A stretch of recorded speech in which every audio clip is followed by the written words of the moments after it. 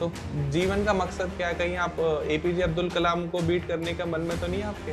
हाँ, जीवन का मकसद मैं मिल चुका है मुझे, अब मैं बस कर रही हूँ उसको। फिर कोविड के टाइम पे जब हम सोशल वर्क फील्ड में बहुत ज़्यादा उतर चुके थे, तो हमारे आसपास लोगों के साथ बहुत स्कैम हो रहे थे, हमारे साथ भी हुए। हाँ, हाँ, कि अगर आज की जो यंग जनरेशन है, ये अगर स्कैम के रेड फ्लैग समझ पाएगी, बिल्कुल। तो फिर मैंने उनको टारगेट करते हुए उनकी अवेयरनेस के लिए वर्चुअल वाइपर्स लिखी कि हर रिलीजन एक चीज़ बोलता है कि our soul is a energy. Ma'am बहुत बड़ा व्यापार चल रहा है धर्म परिवर्तन के नाम पर। लोग कराने के पैसे देते हैं, लोग होने के पैसे देते हैं। फिर उसके बाद दूसरा मुझे भारत न्याय पुरस्कार मिला। अच्छा, वही ये जो बच्चों की काउंसलिंग करके मैंने ड्रॉप आउट रेशियो कम कराया। दूसरी में क्या आपको भगवान दिखे थे साक्षात, या आपने किसी डिवाइन एनर्जी का फील किया? डिप्रेशन से थेरेपिस्ट और थेरेपी और दवाएं जितना जल्दी आपको नहीं निकाल पाएंगी, उससे ज़्यादा आपको अच्छे दोस्त निकाल पाएंगे और बहुत जल्दी निकालेंगे। नमस्कार दोस्तों, तो स्वागत है आपका एक और मजेदार पॉडकास्ट में। अभी हमारे हाल ही में आपने देखे होंगे वुमेन इक्वलिटी को लेके काफी सारे पॉडकास्ट आए। तो उसी सीरीज को आगे बढ़ाते हुए हमारे सामने आज एक ऐसी शख्सियत बैठी हुई है जिनको देश रत्न अवार्ड मिला है मिनिस्ट्री ऑफ डिफेंस से। मतलब भारत सरकार ने मैम को अवार्ड दिए हैं, नवाजा अवार्ड से। तो उसके पीछे की स्टोरी क्या है? मैम एक इंजीनियर भी हैं, एक समाज सेवी भी हैं, एक ऑथर भी हैं। काफी सारी मैम किताबें लिख चुकी हैं और आगे भी आगे आने वाले टाइम में उनकी किताबें आपको मिलती रहेंगी। हो सकता है कि आप वीडियो में देखो और आपने मैम की कोई किताब पढ़ी भी हो। तो ये पॉडकास्ट बहुत इंपॉर्टेंट होने वाला उनके लिए जो ये सोचते हैं कि महिलाएं सिर्फ घर संभालने के लिए हैं, बच्चों को पैदा करके उनको बड़ा करने के लिए हैं, घर में सिर्फ रोटी और कपड़े धोने के लिए। नहीं, ऐसा नहीं है।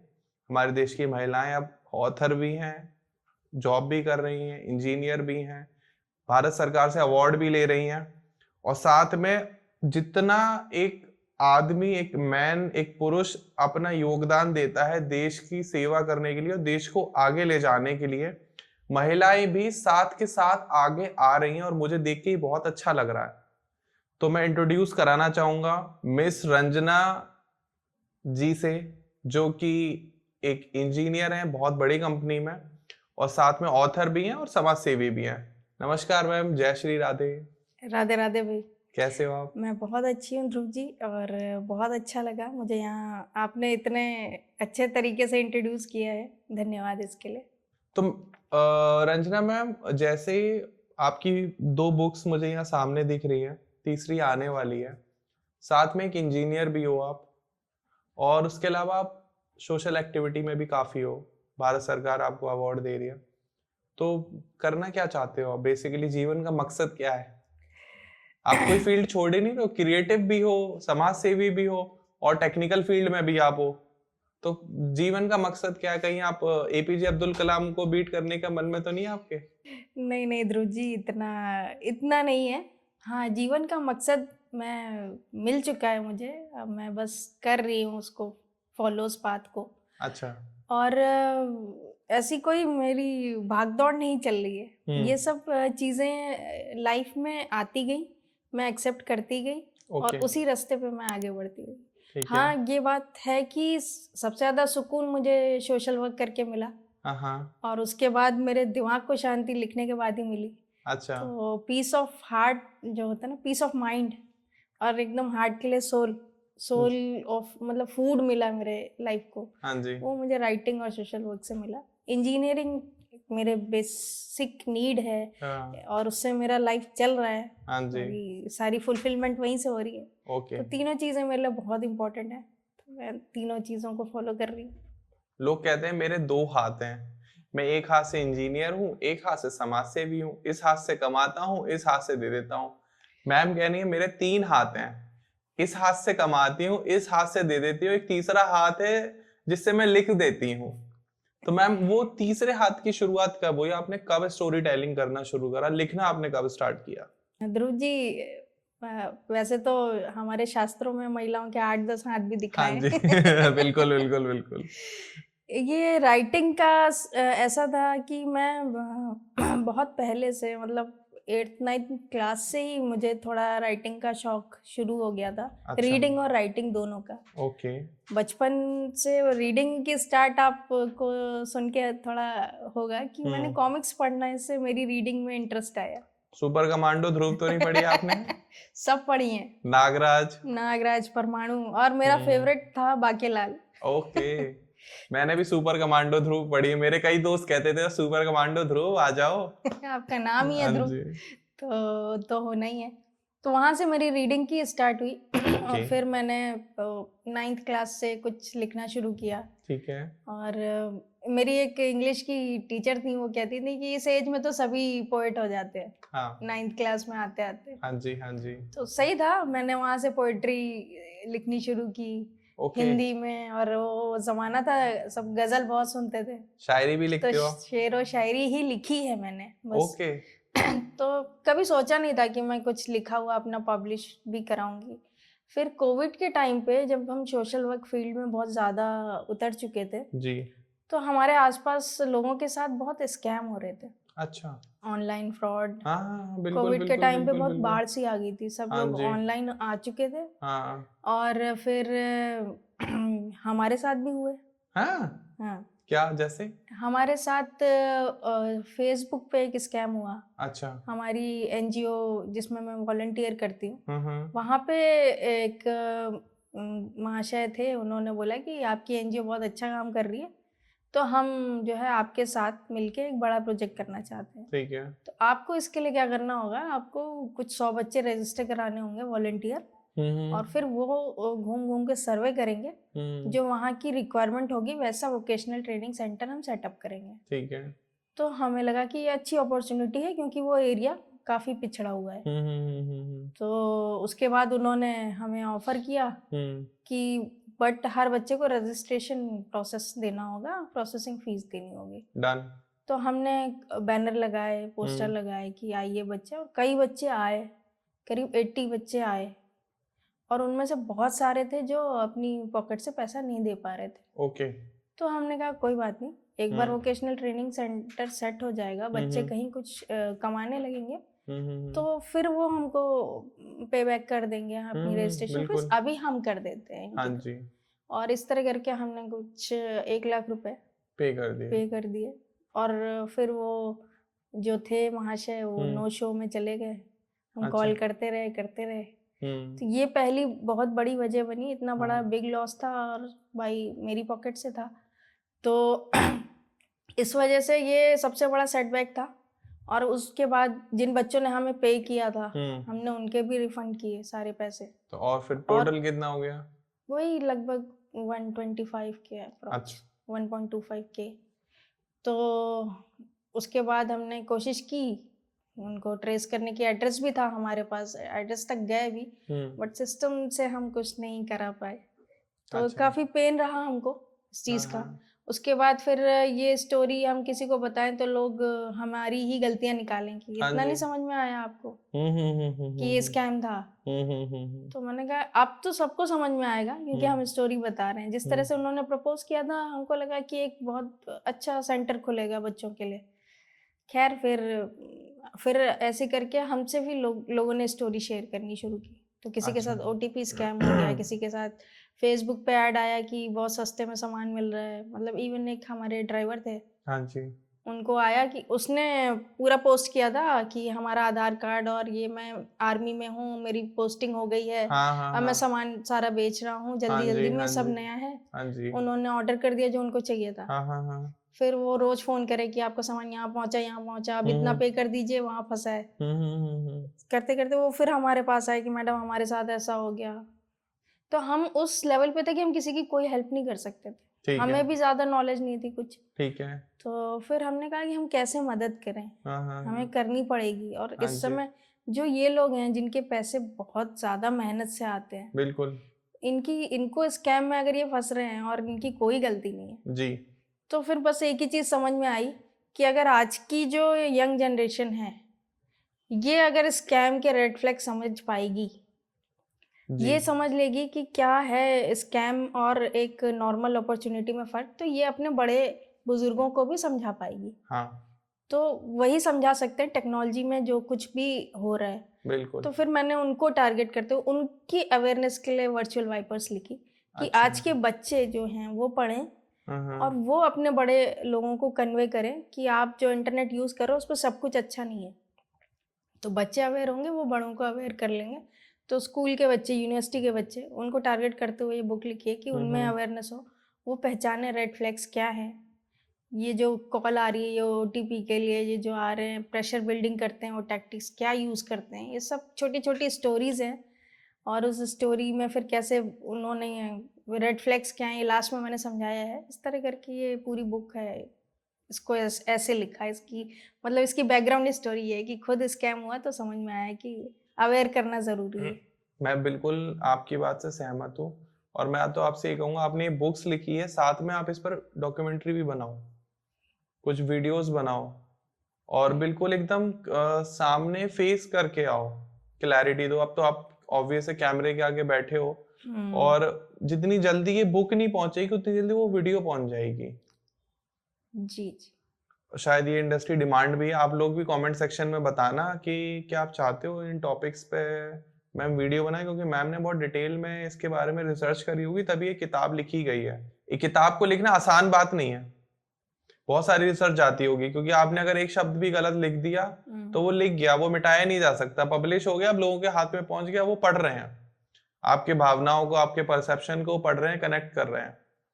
तो मैम उसके बाद फिर आपने दूसरी किताब लिखी एनर्जी एल्केमी। तो इसमें आप किन इटरनल पावर से लोगों को मिलवाना चाहते हो? हनुमान जी की शक्ति, शिव जी की शक्ति, विष्णु जी की शक्ति, या सारी शक्तियों से मिलवाओगे आप? बिल्कुल ध्रुव जी, इस किताब का मकसद ही ये है कि आपकी जो ऊर्जा है, आपके अंदर एक एनर्जी है। बहुत दुनिया में 11-12 बड़े रिलीजन हैं जो प्रचलित हैं। हाँ। तो उन सब की कोर में जब आप जाएँगे तो आप ये पाएँगे कि हर रिलीजन एक चीज़ बोलता है कि our soul is a energy. Soul is energy. और एक और एनर्जी है जिससे ये सब कुछ गवर्न हो रहा है। हाँ जी। तो जब उन्होंने हमको इतने हायर लेवल मतलब एंटिटी बनाया है, एक छोटा-सा बैक्टीरिया भी है, वो भी एक सोल है। हाँ जी। उसकी एनर्जी काफ़ी लोअर है ओके। और हमको काफ़ी ऊपर लेवल पे रखा हुआ है कि अच्छा। हम काफ़ी चीज़ों को देख सकते हैं, समझ सकते हैं और उस हिसाब से रिएक्शन कर सकते हैं। मतलब आपका कहना ये है कि हम लोग जो है दिख रहे हैं मनुष्य, हम मनुष्य नहीं, हम एक एनर्जी हैं। हम सब कुछ एक एनर्जी है इस यूनिवर्स में। अच्छा। यूनिवर्स ही एक एनर्जी है, बट सब अलग-अलग फ्रीक्वेंसीज पे हैं। हाँ। जो एनर्जी हम हैं, हमारा एक ही मकसद है कि हम सारे मिलके अपनी एनर्जी को और एलिवेट करें और उस यूनिवर्सल एनर्जी के साथ सिंक होने की कोशिश करें। तो इसी में सबकी बेहतरी है। ओके। तो ये चीज़ें और ये सब चीज़ें कैसे एलिवेट कैसे करते हैं आप अपनी एनर्जी? आप एक एल्केमिस्ट कैसे बनते हैं? अच्छा। एल्केमिस्ट के जो वर्डली मीनिंग है वो यही है कि वो एक मेटल को दूसरे मेटल में चेंज कर सकते हैं। अच्छा। और एक जो इसका मेटाफर है या आप इसका एक भावार्थ अगर निकालना चाहें, जो इस बुक में लिया गया एल्केमी में, वो यही है कि हम अपने एनर्जी को कैसे हायर एनर्जी के साथ कनेक्ट कर सकें, कंपोज कर सकें। अच्छा।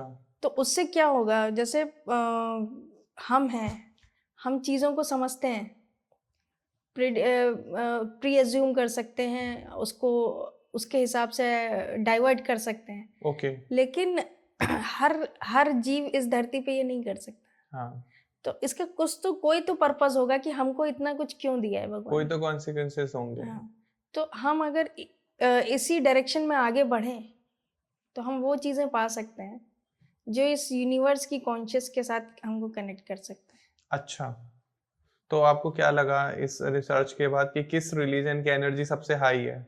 मुझे तो हर रिलीजन में एक पाथ दिखता है जो अच्छा। आपको ले जाता है उसी के पास। ठीक है।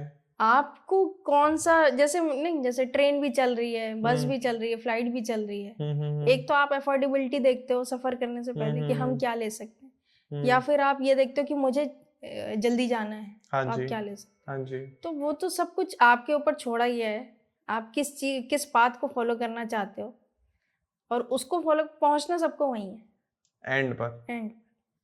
तो फ्रीक्वेंसी भी तो होगी मैम, कोई प्रैक्टिकल आंसर जो आप कनेक्ट कर सके, आप बोल दें कि सनातन धर्म हिंदू धर्म की फ्रीक्वेंसी सबसे हाई है। धर्म के हिसाब से अगर आप रिलीजन और इन चीज़ों में बंधेंगे, अपनी सोल को बांधेंगे, तो आप वो एलिवेशन वो नहीं पा पाएंगे जो आपको एक्चुअली चाहिए। मैम बहुत बड़ा व्यापार चल रहा है धर्म परिवर्तन के नाम पर। लोग कराने के पैसे देते हैं, लोग होने के पैसे देते हैं, इस बात पर सर काट दिए जाते हैं। बहुत बड़ा एक नेक्सस चल रहा है। तो आप उन लोगों को क्या कहना चाहेंगे जो अपना धर्म परिवर्तन कर लेते हैं? क्या कोई फायदा है उनका या नुकसान है? आप जब चाहते स्वामी विवेकानंद जी का टाइम चल रहा था, हाँ जी। तो वो केरल में काम करने गए थे। जी। उस समय भी केरल में मास लेवल पे धर्म परिवर्तन उन्होंने देखा था, अच्छा। क्योंकि वहीं से शिकागो के लिए उनको अपना सी रूट हाँ शुरू जी, करना हाँ था जी, ना। हाँ जी। उन्होंने वहाँ जाके फील किया हुँ। कि क्यों लोग मास लेवल पे कन्वर्ट हो रहे हैं। हुँ, हुँ, हुँ। जब वो वहाँ गए तो उन्होंने क्या देखा कि जो उस समय वहाँ पे कुछ बीमारियाँ फैली थी, जी। प्लेग था शायद, और ये हैजा। और हिंदू धर्म के लोग एक तो अपर कास्ट लोअर कास्ट हुँ, का हुँ, हुँ, हुँ, हुँ, हुँ। छुएंगे नहीं इसको, हुँ, हुँ। इसकी कोई हेल्प नहीं करेंगे, हुँ, हुँ, हुँ, हुँ। कुछ नहीं कर रहे थे। और मिशनरीज वहाँ पे हाँ जी। लोगों के घाव धो रहे थे, जी। कंपैशन के साथ लोगों के साथ मिलजुल के उनको उनकी मुसीबत से निकाल रहे थे। ट्रू। तो वो उनके लिए इजी था। उन्होंने कुछ ऑफर किया, उसके बदले लोग कन्वर्ट हुए। सनातन धर्म उस समय उनको कुछ ऑफर नहीं कर रहा था, उनको अलग कर रहा था अपने से। ये चीज़ जब उन्होंने वहाँ फील की, तब उन्होंने रामकृष्ण मिशन की स्थापना की कि हम उस लेवल पे जाके मानव की सेवा करेंगे, हम कुछ ऑफर करेंगे तभी तो लोग हमारे साथ जुड़ेंगे। तो रामकृष्ण मिशन जो उन्होंने शुरू किया था, वो इसी चीज़ के लिए लेकर शुरू किया था। हम सिर्फ हमारा झंडा ऊंचा करें और सिर्फ नारे लगाएं और किसी के लिए कुछ करें ना, कंपैशन ना रखें दिल में, हुँ। हैं। और जब मौका आए तो हम बताएं कि तुम लोअर कास्ट हो, हमारे साथ उठो बैठो मत। तो आप कैसे उम्मीद करते हैं कि उसको जब कोई बराबरी का अवसर देगा तो वो नहीं जाएगा उसके पास। इस्लाम में अगर है वो, तो वो अपने मालिक के साथ बैठ के खाना खा सकता है, चाय पी सकता है, सही बात है। बराबरी मिल रही है उसको इस्लाम में, इसलिए वो जा रहा। क्रिश्चियनिटी में उसको उसके 3 बच्चे हैं ना, एक को इंजीनियरिंग कॉलेज में भर्ती करा देगा, एक को नौकरी देगा, एक की पढ़ाई पूरी कराएगा, शादी खर्चा, तो वो क्रिश्चियन बन जाएगा। उसकी तो ज़िंदगी की नीड भी तो पूरी होनी चाहिए। और जब वो हिंदू है तो उसको तुम बोल दे रहे हो तुम इस मंदिर में घुसना मत, तो वो जाएगा। आप सही उनको बात। रोकने के लिए क्या कर रहे हो? कुछ तो दो। वो अंदर से फील तो करता है ही इज़ प्राउड हिंदू। हुँ। लेकिन जब आप उसके साथ डाइल्यूट होने का टाइम आता है, तब तुम उसको लिटमस पेपर टेस्ट में ले आते हो कि ओबीसी हो, तुम एससी एसटी हो, तुम हमारे कुएं से पानी मत पियो। आज भी हो रहा है ध्रुव हाँ, जी, बिल्कुल हो रहा है। और बड़े बड़े स्टेट में हो रहा है, छोटी मोटी जगह की बात नहीं है। बहुत ज़्यादा कास्ट हो रहा लेवल का है। मास लेवल डिस्क्रिमिनेशन पर हो रहा है ये। तो मास लेवल पे आज भी इसीलिए हो रहा है। आप उनके साथ थोड़ा दिल तो दिखाओ, थोड़ा बड़ा दिल तो रखो, तो सही बात है। कोई नहीं जाएगा कहीं। कोई अपना धर्म जो रिलीजन में पैदा हुआ है वो नहीं छोड़ना चाहता। लेकिन अगर उसको वहाँ पे सिर्फ डिस्क्रिमिनेशन मिलेगा। अंबेडकर साहब क्यों गए? उन्होंने पढ़ के, मतलब दुनिया के सबसे ज़्यादा पढ़े लिखे इंसान थे वो। हाँ जी। लेकिन आप के साथ आपका चपरासी आपको पानी नहीं देना चाहता, कुछ नहीं तो आप उनकी पोस्ट की कदर कर लेते कि आदमी बड़ा साहब है, उनको पानी नहीं पिलाया जा रहा, उनके लिए अलग पानी रखा जा रहा है। क्यों नहीं जाएगा इंसान? सही बात है। क्यों बुद्धिज्म? और उन्होंने भी सारे धर्म स्टडी किए थे उस समय, जो बेटर लगा उनको बुद्धिज्म ही बेटर लगा।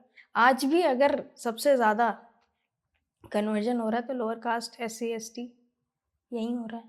पंजाब में आपको मास कन्वर्जन मिलेगा आज की डेट में। क्रिश्चियन बन रहे हैं लोग। सही कह रहे हो मैम। तो मैम आप भी सोशल एक्टिविस्ट हो, आप भी सोशल एक्टिविटी में बहुत ज़्यादा इन्वॉल्व हो, तो आप किस तरीके से लोगों की हेल्प करते हो? ध्रुव जी, सबसे ज़्यादा जब हम लोगों ने प्राइमरी स्कूल में जाके बच्चों के साथ काम करना शुरू किया, अच्छा। तो पहले तो हमारा मकसद यही था, क्योंकि मेरी माँ जो है वो प्राइमरी स्कूल की पढ़ी हुई थी, हम्म। और वो उस ज़माने की बातें बताती थी कि इस लेवल की पढ़ाई वहाँ पे होती थी। टीचर्स भी इतने कोऑपरेटिव होते थे और लर्नेड होते थे। तो जब हम प्राइमरी स्कूल में अपने ज़माने में गए तो हमने देखा कि बहुत स्तर गिर चुका है। न टीचर, बच्चे सिर्फ खाना खाने आ रहे हैं। ओके। मिड डे मील है, बच्चे खाने आते हैं फिर चले जाते हैं। ठीक पढ़ाई है। का लेवल बहुत गिर चुका है। तो हम जब जाने लगे वहाँ पे, तो हमारा मकसद यही था कि मम्मी की याद में काम कर रहे हैं तो प्राइमरी स्कूल को टच करेंगे, वहाँ पे जाएंगे बच्चों के साथ। तो हमने वहाँ पे कॉम्पिटिशन्स कराने शुरू किए, ड्राइंग कॉम्पिटिशन, एस्से, स्पीच, गेम्स कराने शुरू किए। तो हमने देखा कि बच्चों में प्रतिभा तो बहुत है, ओके। लेकिन ये अब कोई डायरेक्शन नहीं मिल रहा है इनको, कहाँ जाएं। फिर ड्रॉप आउट 5th क्लास से ही शुरू हो जाता था। अच्छा। 5th के बाद बच्चे आगे पढ़ ही मोस्टली नहीं रहे। गर्ल्स, घर में कोई भी प्रॉब्लम आ गई तो उनकी पढ़ाई सबसे पहले छूटेगी। हाँ। तो हमने कोशिश की, हम कनेक्ट हुए, हमने कोशिश की काउंसलिंग करने की, बच्चों के फैमिली से मिलने की, और फिर हमें पता चला कि ये प्रॉब्लम है जो हम सॉल्व कर सकते थे अपने लेवल पे, हम उसको सॉल्व भी किए। बहुत मेरे दोस्तों ने इसमें बहुत सपोर्ट किया मुझे। मैंने अच्छा। उनसे जब मदद मांगी, सबने मुझे मदद करी। तो बस इसी तरह से ये एक नेटवर्क मैंने बनाया था, ये चल रहा था, और हम लोग ये छोटे छोटे काम कर रहे थे। और ये एक मेरी किस्मत है कि इसका रिकॉग्निशन बस मुझे मिल रहा है, लेकिन मेरे सारे दोस्त, मेरी फैमिली, ये सब डिजर्व करती है। ओके। क्योंकि सब ने मेरा सपोर्ट किया इन सब चीज़ों में। तो उसके बाद हमने जब वहाँ जाके बच्चों के लिए काम किया, हाँ जी। तो हमें यही पता चला कि अगर ये बच्चे आगे बहुत अच्छी अपॉर्चुनिटी पाएंगे तो ये भी देश बदलने की क्षमता रखते हैं। तो हमने कोशिश की, काम किया उनके साथ। तो अभी आपको कहाँ कहाँ से अवार्ड मिले हैं, रिकॉग्निशन मिली हुई है, जो मैं कह सकूँ कि आज मैं मिस रंजना मैम के साथ बैठा हूँ जिनको इतने सारे अवार्ड मिले हुए हैं? ध्रुव जी, सबसे ज़्यादा मुझे कोविड के टाइम पे, हमने एक बैगर कम्युनिटी थी उस समय, आप समझिए कि ट्रेनें बंद हैं और सारे लोग ट्रांसपोर्ट अपने बंद घर हैं। नहीं जा पा रहे हैं तो नॉर्मल। जो आप बैगर है, जो पहले ही दूसरों पे डिपेंड है, भीख मांग रहे हैं, उनके लिए भी सब कुछ बंद हो गया ना। हाँ। ट्रेन चल नहीं रही और वो ट्रेन में ही भीख मांगते हैं। हाँ अब जी। वो क्या कमाएंगे, खाएंगे। हाँ जी। तो उनके लिए उनकी कुछ बस्तियां थी हमारे वहाँ के पास, तो वहाँ के डीएम से कांटेक्ट हुआ। ठीक है। उन्होंने बोला कि यहाँ पे करीब 100 फैमिलीज हैं। हाँ जी। और इनका गुजर बसर एकदम कठिन हो चुका है। तो इसके लिए अगर आप कुछ कर पाएं, तो फिर मैंने तुरंत ही अपने सारे दोस्तों को मैसेज किया, सब हमने फंड इकट्ठा किए और उनकी फैमिली तक हमने उनका राशन पानी 1 महीने का पहुंचाया। तो उसके लिए फिर प्रशस्ति पत्र मिला, और उसी के लिए फिर उत्तराखंड महोत्सव एक होता है हमारे लखनऊ में, वहाँ पे मुझे अवध रत्न से सम्मानित किया गया। पहला अवार्ड वो था। फिर उसके बाद दूसरा मुझे भारत न्याय पुरस्कार मिला। अच्छा। वही ये जो बच्चों की काउंसलिंग करके मैंने ड्रॉप आउट रेशियो कम कराया, कोशिश करी। फिर तीसरा मुझे देश रत्न मिला, और काफ़ी खुशी है मुझे इस बात की कि देश रत्न जैसी एक प्रेस्टिजियस अवार्ड की मैं पार्ट हूँ। तो मैं कह सकता हूँ कि आप देश की रत्न हो और लग भी रहे हो। आप जितने सरल और साधारण आप लग रहे हो, उतने साधारण काम आप करते नहीं हो। धन्यवाद आपका कॉम्प्लीमेंट के लिए।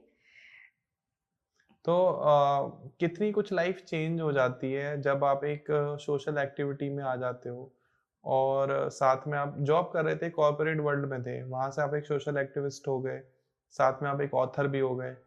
तो क्या फ्रेंड्स और फैमिलीज की नज़र में आप एक हीरो बन गए, या कुछ अलग हो गया? क्या कुछ बदलाव देखा आपने? नहीं, दोस्तों की नज़र में ज़्यादा नहीं आना चाहिए बदलाव, बड़ा खराब हो जाता है। वो आपको बेवकूफ़ी समझते रहो, अच्छा है।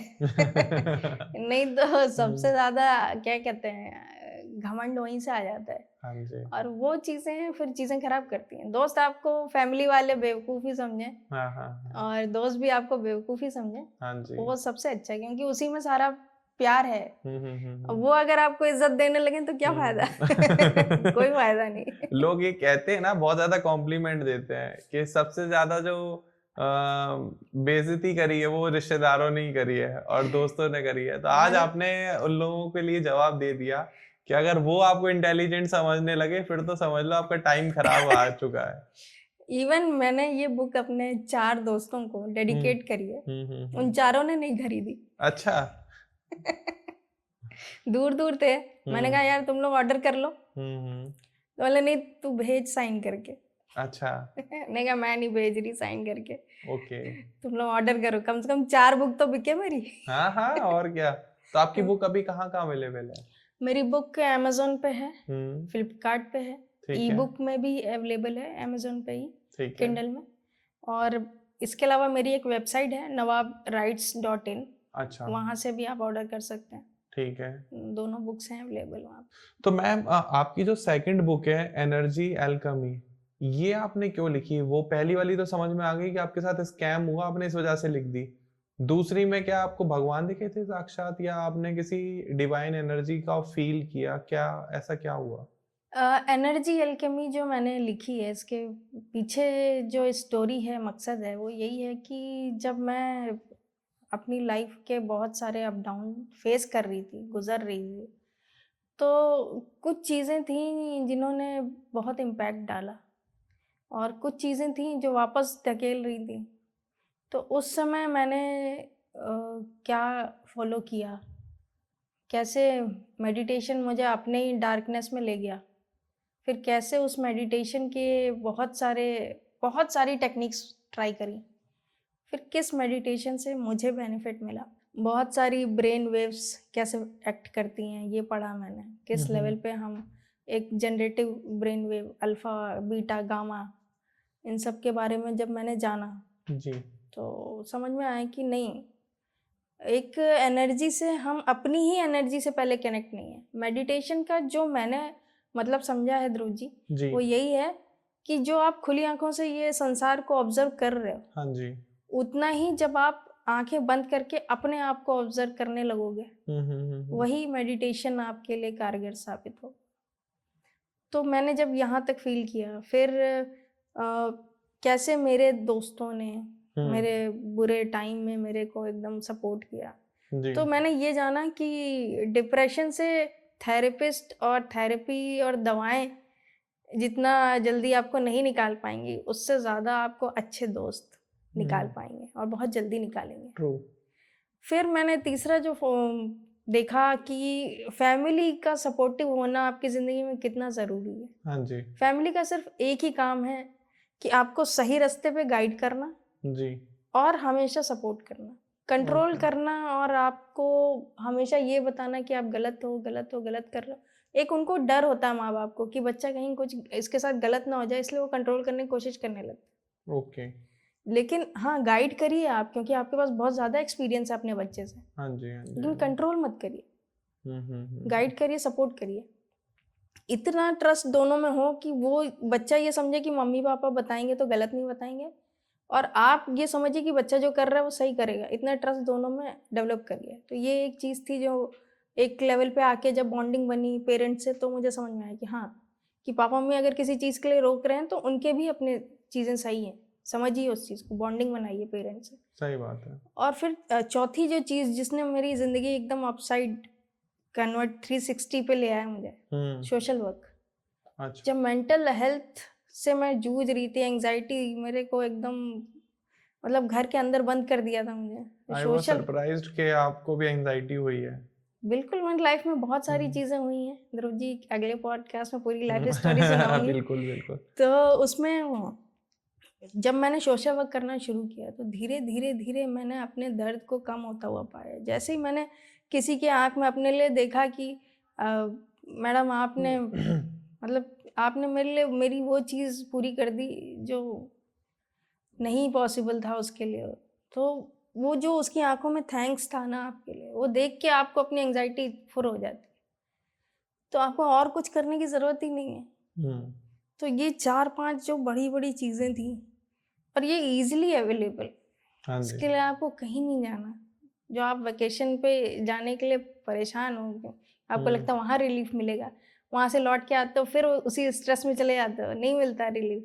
वो शायद मतलब मुझे तो मिला, और मुझे लगता है कि शायद औरों को भी इससे हेल्प मिलेगी।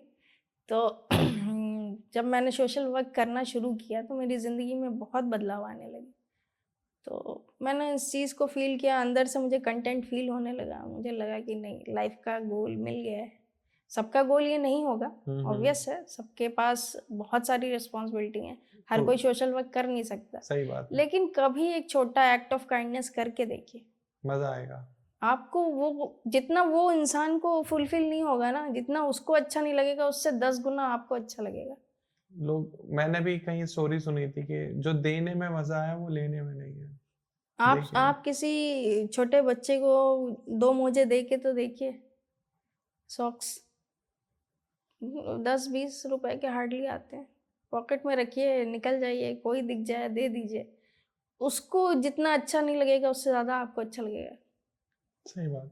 तो बस इतना ही मेरा मैसेज है और यही 4-5 चीज़ें इस बुक की हाइलाइट हैं। और इस बुक की एक छोटी-सी सरप्राइज़ एलिमेंट ये है कि बहुत सारी वुमेन प्रीस्ट हुए हुँ। और उनके बारे में उनकी स्टोरीज़ नहीं बताता कोई। हाँ जी। वो स्टोरीज़ मैंने इसमें बताई हैं ओके। कि कैसे भूटान की बुद्धिस्ट मॉन्क में 2 फीमेल प्रीस्ट ने अपना मेडिटेशन कैसे सीखा, कैसे किया। कैसे मोरक्को में एक क्या कहते हैं, बंजारे की कम्युनिटी है, वो कैसे तारों से रिलेट करके आपकी एनर्जी के बारे में बता देती है। तो ऐसी-ऐसी छोटी-छोटी स्टोरीज़ हैं इसमें, वो पढ़ने को मिलेगा आपको। और मुझे लग रहा है मुझे ये बुक्स खरीद लेनी चाहिए ताकि मैं इन पर वीडियोस बना सकूं स्टोरीज को पढ़ के। आई बिल्कुल, थिंक बिल्कुल। मुझे आपकी काफी जरूरत पड़ने वाली है क्योंकि ऐसी स्टोरी लोगों को पता चलनी चाहिए। जब आपने एक वर्ड बोला ना, we women priest, we are not familiar with it, क्योंकि हमने नहीं देखी पुजारी जो नहीं महिलाएं देखे। हैं। हुए, बहुत हुए। हुए सब बहुत हैं। स्टोरीज़ को दबा के रख दिया गया। हमने नहीं देखे हैं और शायद आप लोगों ने भी नहीं देखे होंगे। बनाता हूँ इस पर, आप लोगों के लिए भी एक कंटेंट अच्छा बनाता हूँ और मैम की दोनों बुक्स को कवर करता हूँ उन वीडियोस पर। डॉक्यूमेंट्री बनाते हैं मैम। बिल्कुल। और क्या मैम फ्यूचर गोल्स क्या हैं, क्या टारगेट्स हैं, कहाँ पहुँचना है? पहुँचना तो मुझे कहीं नहीं है, मैं काफ़ी सैटिस्फाइड हूँ। आप ही ने कहा था सबको एक जगह पहुँचना है। हाँ, उस एक जगह तो वो सबको तो एंड पॉइंट वहाँ है। वक़्त ले लेकिन जाएगा। लाइफ में गोल क्या है आपका? आगे क्या लाइफ प्लान है? मैं बस चाहती हूँ कि मेरी जो जर्नी है, जो स्ट्रगल है, इससे मैं कुछ अगर किसी को कुछ पॉज़िटिव मैसेज दे पाऊँ। अच्छा। कोई किसी को लगता हो कि ज़िंदगी बहुत हार्ड है, हाँ जी। तो वो हमारे जैसे लोगों से मिले। हाँ। उनको सच में पता चलेगा कि हार्डशिप सबकी लाइफ में बराबर है। अभी विराट कोहली जो इंडियन क्रिकेटर, उन्होंने एक वीडियो में कहा, पॉडकास्ट में ही कहा कि अगर आपको लगता है कि आपकी लाइफ हार्ड है या आपकी लाइफ में स्ट्रगल है, तो आप एक बार जरा उसके बारे में सोचो जिसको शाम को खाने के लिए रोटी भी नहीं है, जो ये सोच रहा है कि आज मैं शाम को कहाँ से खाऊंगा या नहीं भी खाऊंगा, क्या पता भूखा सो जाऊं। और ऐसा नहीं है कि लोग भूखे नहीं सोते, सोते हैं लोग। तो ये बॉस, ये कोई स्ट्रगल या हार्ड टाइम नहीं है, ये सिर्फ आपकी छोटी मोटी लर्निंग है। हार्ड टाइम और स्ट्रगल तो उनका है। आप कहाँ तक रिलेट करते हो? मिले आपको ऐसे लोग? ध्रुव जी, मेरी लाइफ में मेरा एक बहुत ही क्लोज फ्रेंड है अच्छा। और इतना शार्प माइंड था वो, था क्या है। और वो अपनी ज़िंदगी में बहुत बहुत लंबी जर्नी, बहुत लंबी छलांग लेने वाला था, जब उसके साथ एक ऐसा रोड एक्सीडेंट हुआ कि ही इज़ पैरालाइज्ड। ओके। उसकी पूरी नेक से लोअर बॉडी पैरालाइज्ड है हाँ जी। और सिर्फ वो बोल सकता है, बात कर सकता है और बेड पे है। ओके। और वो मतलब इतना जेन्युइन इंसान, हाँ जी। वो आज 5 साल हो गए वो बेड पे है। उसके लिए हमने कई कैंपेन भी चलाए उसके सपोर्ट के लिए। और रोड एक्सीडेंट ऐसा कि मतलब ड्राइवर की गलती, ओके। और उसकी पूरी फैमिली स्ट्रगल कर रही है आज के दिन। हम उसके लिए जो कुछ भी कर सकते थे किए। और लेकिन आप मतलब ऐसे-ऐसे लोगों से मैं जुड़ी हुई हूँ। This is the real struggle. हाँ, और आपको लगता है कि ज़िंदगी 2 नंबर कम आए तो ख़राब है, किसी लड़के ने आपके प्रपोज़ल को मना कर दिया तो आपको लगता है ज़िंदगी ख़राब है। आप ज़िंदगी को सही से देखिए तो वो किसी के साथ नहीं है। जो स्ट्रगल कर रहा है, जो मुस्कुरा रहा है, वो काफी चीजें छुपा के मुस्कुरा रहा है। कितने आसान भाषा में आप कह रहे हो इतनी बड़ी बड़ी बातें। आप लोग शायद समझ भी पा रहे होगे कि मैम फैब का मंथ चल रहा है, बहुत सारे प्रपोजल, आपने प्रपोजल का नाम ही लिया और अभी 14 फरवरी को लोग प्रपोज ही करने वाले हैं। और अगर कोई किसी को प्रपोज करता है, सामने वाला मना कर देता है, तो क्या सलाह देना चाहोगे आप उसको? सलाह ये है कि जिंदगी में हर चीज जो आपने सोच ली है वैसी होगी। ये जब आप एकदम फिक्स कर लोगे तो परेशान रहोगे। जिंदगी अच्छा। आपका अपना फ्लो है, हाँ। वो वैसे चलेगी और उस फ्लो के साथ आप चलोगे तभी आपके साथ जो बेस्ट बेटर होगा वो होगा समय के साथ। जितना समय आप दोगे उतनी चीज़ें बेहतर होती जाएंगी। लेकिन आप एकदम एडमेंट हो जाओगे कि नहीं यही होना चाहिए मेरी लाइफ में जो मैंने प्लान किया है, तो फिर आपको डिप्रेशन से कोई नहीं बचा सकता। लेकिन काफी सारे लोग हैं जो आज के टाइम में manifestation, affirmation, law of attraction, और एक बुक भी है द सीक्रेट, बहुत फेमस किताब है, उसको पढ़ के कह रहे हैं कि मैं इस पॉडकास्ट में आया, ये मैंने मैनिफेस्ट किया था 2 महीने पहले और देखो मैं आज यहाँ बैठा हूँ। तो अब वो लोग कह रहे हैं कि जैसा मैं चाह रहा हूँ वैसा ही हो रहा है, बस मुझे मैनिफेस्ट करने की देर है। तो उनको फिर आप कैसे संभालोगे, क्या जवाब देना चाहोगे? बहुत ही अच्छा सवाल पूछा है ध्रुव जी आपने, और इसके बारे में मैंने पूरा एक चैप्टर लिखा है अपनी बुक में। अच्छा। कि जब तक आपके गोल, ये यूनिवर्स ना बहुत, कोई ब्रिलियंट माइंड ही है जो ये यूनिवर्स को कंट्रोल करता है। ओके। बहुत बड़ी एनर्जी है और हम लोग उसके सामने बहुत छोटी छोटी एनर्जीज है। तो ये जो मैनिफेस्टेशन की बातें आजकल हो रही हैं, हाँ जी, और लॉ ऑफ अट्रैक्शन, हाँ जी, तो ये मैंने जहाँ तक फील किया है, जी। मैंने बहुत कुछ पढ़ा है इस पे। हाँ जी, हाँ जी। तो ये जब तक आप यूनिवर्सल बेनिफिट के लिए मैनिफेस्ट नहीं करोगे, आपका जो भी चाहते हैं वो अगर इस धरती, इस दुनिया कायनात को कोई पॉजिटिव रिफ्लेक्शन नहीं देगी, आपकी मैनिफेस्टेशन बहुत, अगर सेल्फिश होगी ना तो नहीं पूरी होगी। अच्छा। और अगर आपको लग रहा है कि आप वो चीज़ें पा रहे हो जो आपने मैनिफेस्ट किया, तो वो आपसे छिन जाएंगी बहुत जल्दी, अगर वो यूनिवर्सल बेनिफिट के लिए नहीं है। ओके। तो वो आपको हो सकता है कि मिल जाए, क्योंकि चोर भी चोरी करता है, आईफोन मिल जाता है उसको। वो उस तरह की चीजें, अगर आप किसी एक छोटी सी चीज की बेनिफिट की कामना नहीं कर सकते अपने मन में, तो फिर आपको वो चीजें मिल तो रही हैं आज की डेट हाँ में, जी। लेकिन वो आपके हाथ से चली जाएंगी। आपको एक लाइफ में बड़ा पर्पस, बड़ा गोल और ये यूनिवर्सल बेनिफिट से होनी, उसको फील होना चाहिए यूनिवर्स को कि अगर आप कुछ मांग रहे हो उससे, हाँ जी। तो उसके बदले आप ऐसी चीजें इम्पैक्ट क्रिएट करोगे जो इस धरती की एनर्जी को ऊपर ले जाएगा। अदरवाइज तो फिर मैंने बोला ना, चोर को भी मिल जाता है जो उसको चाहिए। बहुत सारे लोग आज के टाइम में हम कंसल्टिंग कर रहे हैं इस टॉपिक पर, कोचेस एंड कंसल्टेंट आ गए, how to wake up at 5, how to manifest anything. आप उन सबका करियर मत खा लेना अगर आपकी 1-2 वीडियो ऐसी वायरल हो गई तो आप लोगों ने समझा, मैम ने बताया कि आप कुछ भी मैनिफेस्ट कर रहे हो और अगर वो यूनिवर्सल बेनिफिट के लिए नहीं है तो वो छिन जाएगा। और मैम लोग छोटी छोटी चीजें मैनिफेस्ट करते हैं आज के टाइम में, कि मैं मैनिफेस्ट कर रहा हूँ कि मैं ट्रिप पर गया गोवा और मैं 1 महीने बाद गोवा पहुंच गया, ये मैं मैनिफेस्टेशन से करके। तो ऑब्वियस है वो, देखो अब वो तो छीन नहीं सकता ना, वो तो एक मेमोरी बन गया। और अगर आप, मेमोरी छीन सकती है क्या? नहीं, मेमोरी नहीं छिन सकती। लेकिन आप कुछ फिजिकल इक्विपमेंट या कुछ ऐसा मैनिफेस्ट कर रहे हो तो वो छिनेगा कैसे? फॉर एग्जांपल मैंने आईफोन मैनिफेस्ट करा था, वो कैसे छिन जाएगा? नहीं, आप जैसे, मैं तो व्यूअर्स की तरफ से पूछ रहा हूँ मैम। बिल्कुल आप बिल्कुल सही सवाल पूछ रहे हैं। जैसे मान लीजिए मेरे गोल बहुत लिमिटेड है, हाँ। मैं मटेरियल चीज़ों में मुझे बहुत इंटरेस्ट जैसे है। मैं मैनिफेस्ट कर रहा हूँ कि आप एक और पॉडकास्ट कराने आओ मुझसे ऑन मैनिफेस्टेशन ही, तो और आप आ भी जाते हो तो अब छिन कैसे गया? वो तो हो गया। नहीं नहीं, मैं आपको उसमें कन्विंस कर लूं किसी भी तरीके से, मैम आओ प्लीज, आओ प्लीज, अरे आओ। प्लीज कहना ही नहीं है ध्रुव जी, मैं आऊंगी जरूर। आपका मैनिफेस्टेशन यहीं पूरा हो जाएगा, मैं आऊंगी। लेकिन मैं जैसे, लेकिन ये यूनिवर्सल बेनिफिट के लिए नहीं हो रहा मैम। नहीं बिल्कुल, मैं जो कहना चाह रही हूँ, हाँ जी। जो मैं लोगों की हेल्प करना चाह रही हूँ, मैं उनको उनके एंजाइटी से लड़ना सिखाना चाह रही हूँ। हाँ जी। मैं चाह रही हूँ कि वो साइबर क्राइम में ना फंसे। ओके, तो क्या ये यूनिवर्सल बेनिफिट की बात नहीं ये तो सोच रही हूँ? यूनिवर्सल की बात, बिल्कुल बिल्कुल बिल्कुल। तो इसलिए मेरा गोल तो ये है। आपका गोल बड़ा है। हाँ, और जब आपका गोल बड़ा है तो जब आपको वो चीज़ें उस पाथ पे चल के मिलती हैं, वो चीज़ें आपके साथ कांस्टेंट इम्पैक्ट आपके ऊपर डालती हैं, आपको बेहतर इंसान बनाती हैं।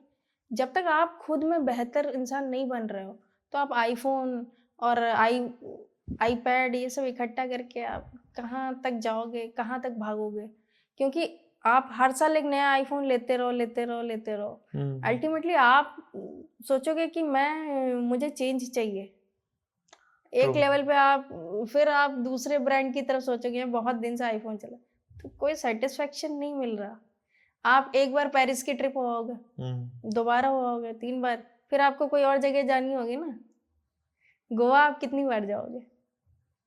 तो ये वो आपको वो इम्पैक्ट नहीं दे रहा वो। आप कनेक्ट कर पा रहा हूँ मैं आपसे कि आप क्या कहना चाह रहे हो। आप अगर कोई तो चीज़ वो छिन जाएगा, ऑब्वियस है वो छिन जाएगा। अगर आपने कुछ ऐसा मैनिफेस्ट किया है जिसका पर्पस बड़ा नहीं है, तो वो कंप्लीट हो भी गया तो भी वो आपसे छिन जाएगा, क्योंकि वो उसके बाद अब क्या, उसके बाद कुछ नहीं है। कुछ नहीं। लेकिन मान लो मैम कुछ बड़ा मैनिफेस्ट कर लिया जो यूनिवर्सल लोगों के लिए, हेल्प के लिए है, और वो हो भी गया कंप्लीट, तो वो भी छिन गया।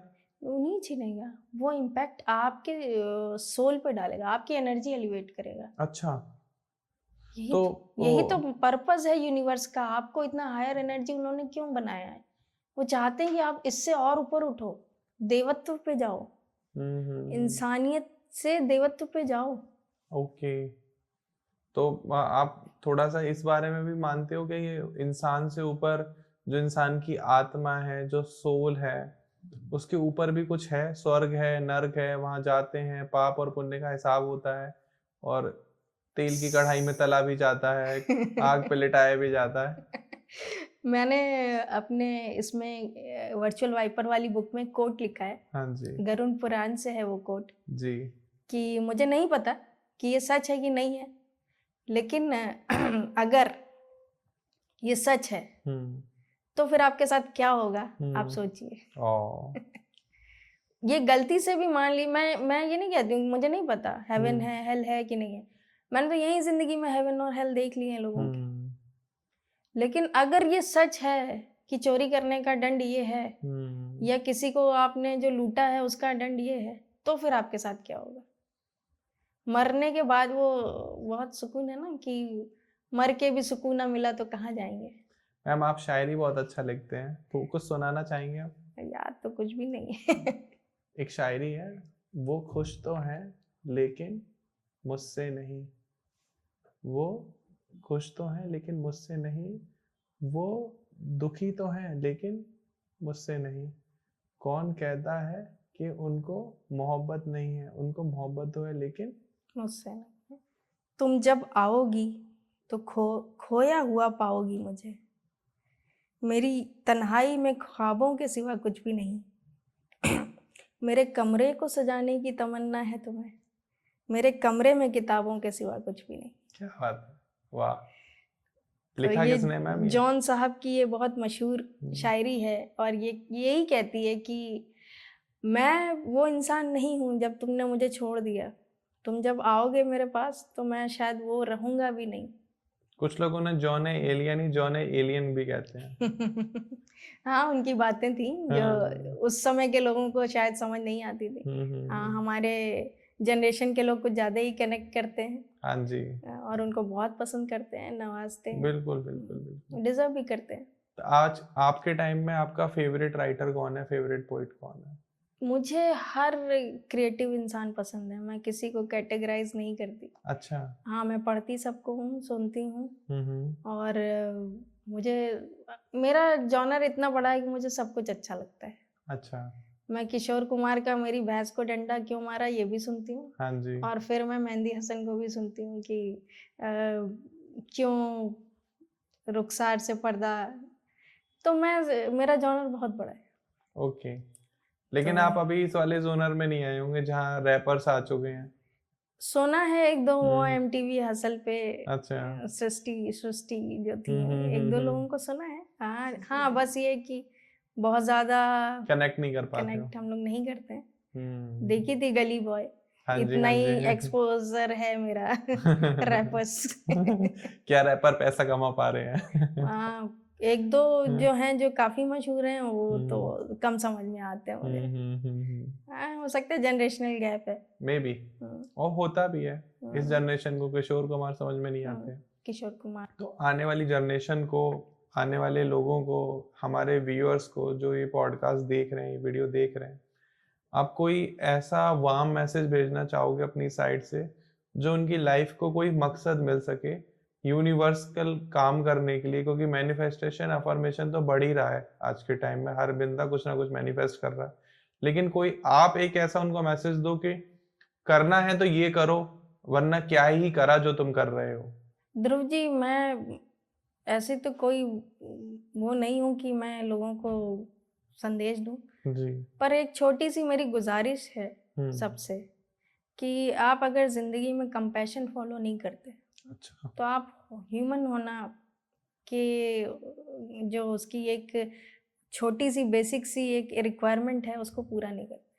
और कंपैशन कंपैशन में मैं यही कहना चाहूँगी कि अगर आपने कभी राह चलते किसी को देखा हो जो इस ठंड के मौसम में नंगे पैर चल रहा हो, क्या आपके दिल में अगर ये आता है ख्याल कि इसके पैर में मोजे होने चाहिए और मैं दे देता, जी।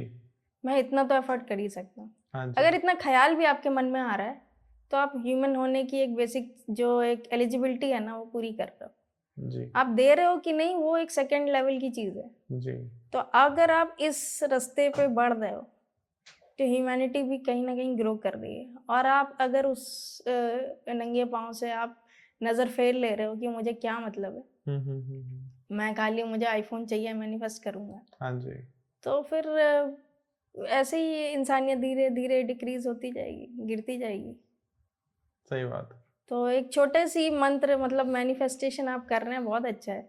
कंपैशन भी फॉलो करिए, करुणा लाइए दिल में, दूसरों का दर्द पेन समझने की एक भावना अपने होनी चाहिए। भावना लाइए, समझिए एटलीस्ट। करिए ना करिए, वो तो समय आपके पास कितना है, आप कर पाते हो कि नहीं, लेकिन एक समझने की कोशिश तो करिए। और वैसे भी आपकी वो खतरनाक लाइन तो है ही कि अगर वो सब कुछ सच है तो सोचो क्या होगा तुम्हारे क्या साथ। होगा मुझे नहीं पता, आज तक कभी किसी ने आके बताया ही नहीं कि स्वर्ग है नर्क है, लेकिन वो सब लिखा है और मान लीजिए वो सब सच है। तो सोच लो क्या होगा। तो थोड़ा दिल में करुणा लाइए सबके लिए, इंसानियत की थोड़ी एक सेकंड लेवल की चीज़ है। कंपैशन को फील करिए, फॉलो करिए, पैशन और कंपैशन दोनों फॉलो करिए, आप ज़रूर आगे जाएंगे, ज़रूर ग्रो करेंगे। ट्रू। सेल्फिशनेस से थोड़ा सा बाज आइए। ट्रू। मैम, बहुत अच्छा लगा आपसे मिलके, बहुत ज़्यादा मज़ा आया। और आई होप आप लोगों ने भी रंजना मैम से कनेक्ट किया होगा। मैम की जो स्टोरी है, मैम के जो बुक्स की स्टोरी है, मैम के जो मैम एक्टिविटी कर रही हैं अपनी लाइफ में कर रही हैं, that is not easy for everyone and it's by choice, not by force. Ma'am की चॉइस है, वो कर रहे हैं, आपकी चॉइस है, आप करो। नहीं है चॉइस, नहीं मजा आ रहा सोशल एक्टिविटी करने में, तो बिल्कुल मत करो। No one can force you, but हाँ एटलीस्ट एक बार ट्राई जरूर करो, सो दैट आपको पता चले कि हाँ, जैसे लोग कहते हैं ना कि एक बार शराब पी के देखते हैं कैसा लगता है, तो ये भी एक नशा है, करके देखो। शराब से ज्यादा अच्छा नशा है। क्या पता आपको शराब पी के उतना मजा ना आता हो जितना ये करके मजा आए। और अगर आपको लगता है कि वीडियो में कोई भी बात हमने गलत कही है, या आपको कनेक्ट नहीं कर पा रही, आपको पसंद नहीं आया, या कोई ऐसा क्वेश्चन जो आप रंजना मैम से करना चाहते हो, तो कमेंट सेक्शन खुला हुआ है। आप कमेंट सेक्शन में जाओ, कमेंट करो, मैम आपको आंसर करेंगी, मैं आंसर कर दूंगा अगर मुझे समझ में आएगा आपका सवाल तो। बाकी मैम की दोनों किताबें फेसबुक और अमेजोन पर अवेलेबल हैं। मैम आप प्लीज़ एक बार फिर से बता दीजिए कि लोग आपकी बुक्स कैसे खरीद सकते हैं। ध्रुव जी, सबसे पहले तो मैं ये बोलूँगी कि आप जैसा स्वीट और मृदुभाषी इंसान से बात करके मुझे बहुत अच्छा लगा। Thank you so much. और इतना आपका जो एक वॉइस एम्पलीट्यूड है, हाँ जी। बहुत ही सटल है, बहुत अच्छा है। और बाकी आपके विचार जान के मुझे भी अच्छा लगा। you. इंटरेक्शन बहुत अच्छा था ये। और रही बात मेरी बुक की, तो अमेज़ॉन पे है अवेलेबल, अमेज़ॉन इंडिया पे, और फ्लिपकार्ट पे है। एक मेरी वेबसाइट है nawabwrites.in, जी। उस पे हार्ड कॉपी और ई बुक भी अवेलेबल है। और वर्चुअल वाइपर्स ये वर्ल्ड वाइड अवेलेबल है। ओके। amazon.com पे है, amazon.eu पे है, ओके। अमेज़ॉन अफ्रीका में भी है, हम्म। यूएस में भी है। तो आप इसको कहीं से भी ऑर्डर कर सकते हैं। ऑनलाइन भी है, ई बुक फॉर्मेट में भी है, तो आप वो भी डाउनलोड कर सकते हैं। डन। और बाकी मेरी वेबसाइट पे है ही, वहाँ से भी ले सकते हैं। फटाफट जाइए। और अगर मुझसे कनेक्ट करना चाहें तो मेरे इंस्टाग्राम को फॉलो कर सकते हैं, RK द नवाब। श्योर, मैं तो फॉलो कर ही लेता हूँ मैम आपको। बिल्कुल। तो आप लोगों का, मैम का हैंडल आपको कॉर्नर पर दिखाई दे रहा होगा, आप फटाफट जाइए मैम को फॉलो कर लीजिए। और आप चाहते हैं कुछ नया सीखना, कुछ नया पाना, तो ऑब्वियस है इस पॉडकास्ट से आपको काफ़ी सारी नॉलेज गेन हुई होगी। बट जो हमारा दिमाग है वो अनलिमिटेड है, आप कितनी भी नॉलेज अंदर डाल दो, वो कभी ये नहीं कहेगा कि बस अब हो गया, अब और नहीं चाहिए। आप नॉलेज लेते रहो, यहाँ वहाँ की फालतू रील स्क्रॉल करने से अच्छा बुक्स पढ़ो। मैं आपको सही में बता रहा हूँ, आपको अभी लग रहा होगा कि जबरदस्ती का ज्ञान दे रहे हैं दो लोग बैठ के, तो ये ज्ञान ही है जो मुश्किल वक्त में काम आता है। और भगवान ना करे कभी किसी पे मुश्किल वक्त आए, लेकिन अगर आता है और आपके पास ज्ञान है, क्योंकि सिर्फ ऐसा नहीं है कि आपने कुछ टेक्नोलॉजी से रिलेटेड पढ़ लिया तो वही काम आएगा। ये जो स्पिरिचुअल चीजें हैं या कुछ ऐसा जो इंटेलेक्चुअल बातें हो रही हैं, ये आपको काइंड रखती हैं, ग्रेटिट्यूड देती हैं, पीस रखती हैं जब मुश्किल वक्त चल रहा होता है। तो ये बहुत काम आने वाला है। बुक्स को ऑर्डर कर सकते हैं, मैम को फॉलो कर लीजिए, और वीडियो को प्लीज़ लाइक करो और शेयर करो ज़्यादा से ज़्यादा लोगों के साथ, क्योंकि ऐसी पॉडकास्ट, ऐसे वीडियोस आपको रोज़ देखने को नहीं मिलेंगे। हर पॉडकास्ट में कहीं ना कहीं कुछ ना कुछ कोई बेच रहा होता है, कोई सेल कर रहा होता है अपने किसी प्रोडक्ट को, किसी सर्विसेज को। बट यहाँ हम आपसे बस कह रहे हैं कि अच्छे बनने की तरफ फोकस करो। बुक्स लेनी है ले लो, नहीं लेनी है मत लो, लेकिन अपने जीवन में कुछ एक ऐसा अच्छा काम करो ताकि दूसरे लोग उसे प्रेज करें, वो सबसे ज़्यादा इंपॉर्टेंट है। और चैनल को प्लीज़ सब्सक्राइब कर लो, फ्री है, आपके उसके कोई पैसे नहीं लगने वाले। और बुक्स भी ऑर्डर कर लो, मैं सभी से रिक्वेस्ट करना चाहूँगा। पर्सनली मैं मैम से भी रिक्वेस्ट करूँगा कि दोनों बुक्स पर मुझे भी साइन करके दें। और अगर कभी ऐसा होता है कि मुझ पर कोई मुश्किल वक्त आता है, मैं इन दोनों बुक्स का इस्तेमाल करूँगा और दोनों बुक्स में से कंटेंट निकाल के ज़रूर आपके सामने पेश करूँगा। बाकी वीडियो देखने के लिए धन्यवाद। बहुत बहुत रंजना मैम शुक्रिया यहाँ आने के राधे लिए। राधे। जय श्री राधे। जय श्री